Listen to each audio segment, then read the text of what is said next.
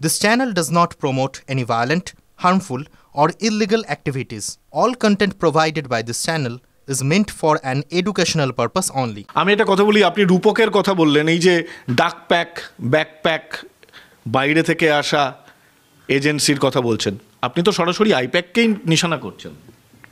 আমি যদি যেটা নিশানা করি, আমার তো যা বলার আমি বলে, আমি তো কোনো অস্পষ্টতা নেই। আমি যা বলার বলেছি, এটা তুমি কিভাবে নেবে তোমার উপর ডিপেন্ড করে। আমি একটা কথা বলি যে আপনি বলছেন এই প্যাকওয়ালাদের আমরা জানতাম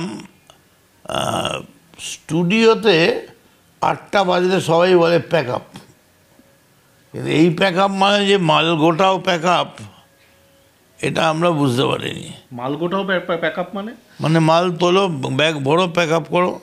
তা আজকে আপনারা এই কথা বলছেন 21 সালের নির্বাচনে আইপ্যাক এই এজেন্সির, বা আপনি যে এজেন্সিরকে ইঙ্গিত করছেন, তাদের তো একটা গুরুত্বপূর্ণ ভূমিকা ছিল মদন। কোনো প্যাক ছাড়াই আমরা পরপর উপনির্বাচনগুলো জিতছি, প্রত্যেকটা মিছিল করছি।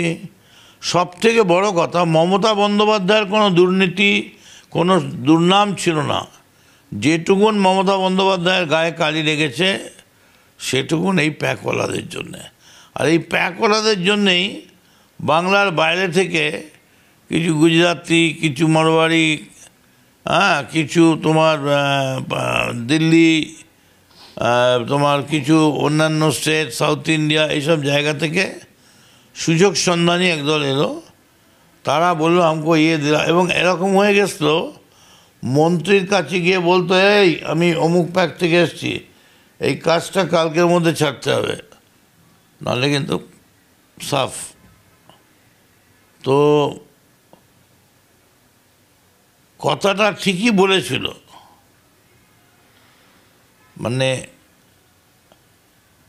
এই সাফ করে দেওয়ার কথাটা,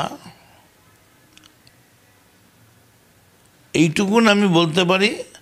তৃণমূলের ছেলেরা অত্যন্ত ভালো, কর্মীরা ভালো, কিন্তু যদি দলের সর্বোচ্চ একটা জায়গা থেকে, এবং সবথেকে বড় কথা মমতা বন্দ্যোপাধ্যায়কে সম্পূর্ণ অন্ধকারে রেখে, মমতা বন্দ্যোপাধ্যায় একদম অন্ধকার, তিনি অন্ধের মতো বিশ্বাস করে রয়েছেন যে মদন পার্টি করছে, ও করছে, আমার লোক।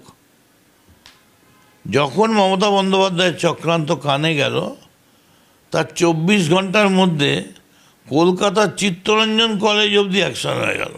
আমি একটু আপনাকে থামা, ডাক্তারদের ওখানে অবধি অ্যাকশন হয়ে গেল, আমি একটু শিক্ষা কমিটি অবধি তোলপাড় হয়ে গেল। মমতা বন্দ্যোপাধ্যায় থেমে থাকবেন না। ক্যামেরায় সঞ্জিতের সঙ্গে সৌরভ গুহ, TV9 বাংলা, কলকাতা।